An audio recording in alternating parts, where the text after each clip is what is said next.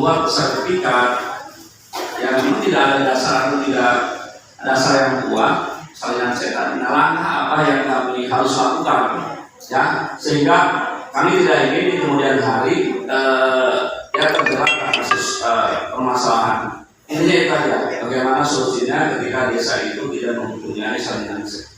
Terima kasih. Oke, Bapak Ibu, nanti coba teman saya jawab, namanya Ibu Ruth. Dia akan coba jawab dari Pak Asep dan Pak siapa? Pak Heri. Bu Ruth. Ya, baik, saya Ruth dari Klinik Hiji juga, notaris PPAT Karawang juga. Saya akan coba menjawab pertanyaan Pak Asep, Pak. Pertama mengenai hibah tanah ke sekolah SD ya, Pak, sekolah dasar yang kemudian karena belum sempat disertifikatkan, sekarang ahli warisnya menuntut atau menggugat tanah tersebut. Memang kalau hibah ini, kalau hibah bukan ke garis keturunan ke bawah atau ke atas, bukan dari ayah ke anak, kakek kepada anak, bukan dari garis lurus keturunan vertikal, memang harus dengan persetujuan ahli waris. Jadi harus dicek dulu pada saat hibah, dan hibah itu harus dibuat oleh PPAT, Pak, harus akta PPAT. Jadi harus dicek dulu pada saat kakeknya hibah kepada SD, apakah sudah diberikan persetujuan dari seluruh ahli waris. Kalau dulu sudah ada persetujuan ahli waris, yang berarti dulu kan kalau kakek berarti anak-anaknya, Pak, ya. Ini kan sekarang yang menggugat cucunya. Kalau dulu sudah ada persetujuan dari anak-anaknya, seharusnya sekarang cucu-cucunya sudah tidak bisa menggugat lagi, karena ahli warisnya sudah betul sudah memberikan persetujuan. Kecuali dulu hibahnya misalnya hanya saya hibahkan ya, ternyata belum ada aktanya, belum ada persetujuannya, memang itu resikonya tinggi bahwa akan digugat kembali oleh ahli waris. Seperti itu, Pak, kalau yang mengenai hibah. Kemudian mengenai pendidikan anak usia dini, Pak Ut yang bergabung dengan Posyandu yang izin operasionalnya ditolak karena tidak ada bukti penguasaan hak atas tanahnya, Pak. Sekarang saya tanya dulu, yang Pak Ut ini apakah tanahnya dimiliki oleh Posyandunya atau bagaimana, Pak? Posyandu juga belum ada bukti kepemilikan apa-apa ya, Pak? Oh. Biasanya pasung di perumahan. Oh, masih fasum ya. Oh gitu. Ya itu sih sama, Pak. Jadi dari Posyandunya dulu, karena memang kan yang keseluruhannya milik Posyandu. Posyandu yang harus mengajukan hak atas tanahnya, mungkin mohon bantuan Pemda, cek di, kalau memang itu tanah negara fasum seharusnya bisa diajukan apakah nanti diberikannya hak pakai atau hak yang lain untuk Pemda untuk membangun Posyandu. Nah, nanti Pak Utnya ini bisa buat pinjam pakai saja, Pak, dengan Posyandunya kalau Posyandunya sudah punya hak atas tanah. Jadi buat pinjam pakai, nanti dasarnya Posyandu Pak Ut ajukan izin operasional adalah perjanjian pinjam pakai dengan Posyandu. Tapi syaratnya tadi Posyandunya harus punya hak atas tanah dulu, harus mengajukan hak atas tanah dulu. Kalau itu tanahnya tanah negara, berarti kan bisa diajukan. Tapi kalau memang bukan tanah negara, berarti harus ada pelepasan kebebasan hak dari pemilik sebelumnya.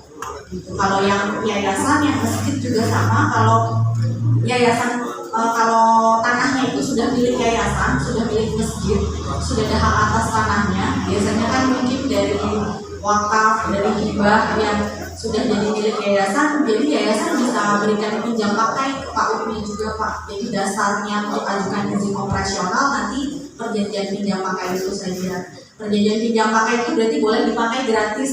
Jadi Pak U tidak bayar sewa kepada masjid maupun kepada Posyandu. Tapi kalau itu bisa dibantu.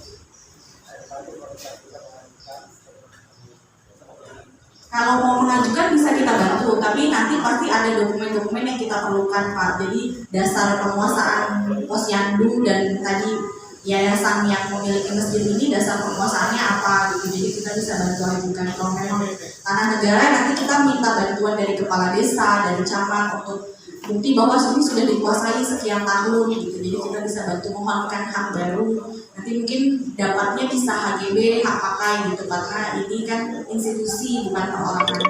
Mungkin kurang lebih seperti itu, Pak. Ya, terima kasih.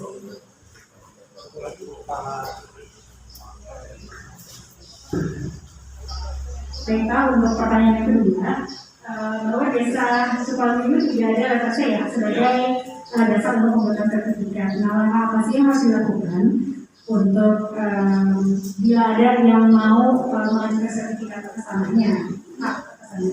Nah, biasanya kalau memang tidak ada letter C, itu pasti ada dokumen-dokumen pendukung, misalnya dari PBB atau pajak-pajak atau mungkin bahkan apa jual beli dari yang lurah-lurah sebelumnya atau pokoknya tanda bukti kepemilikan hak dia pasti punya.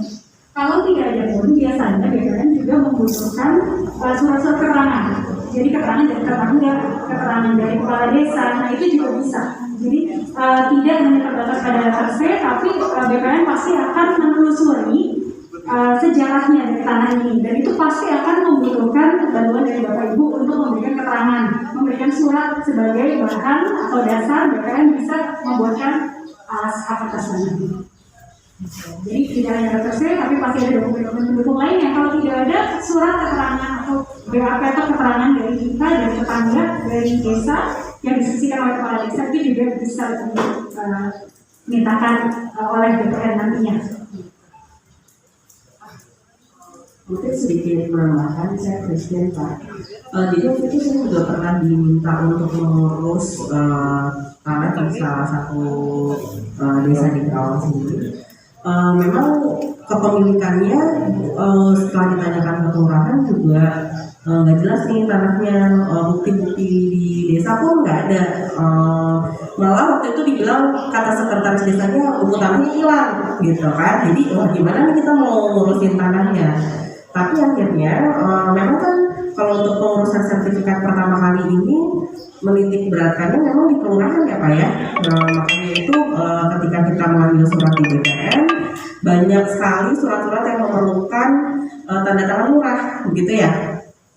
Nah akhirnya waktu itu kita datangin malah lurahnya, sekretarisnya membantu saya itu menanyakan ke tetangga-tetangga untuk meyakinkan oh memang tanah itu dari dulu dikuasai oleh si A kayak gitu. Jadi keterangan-keterangan itu yang akhirnya menguatkan bahwa memang benar tanah itu milik si A gitu sih Pak.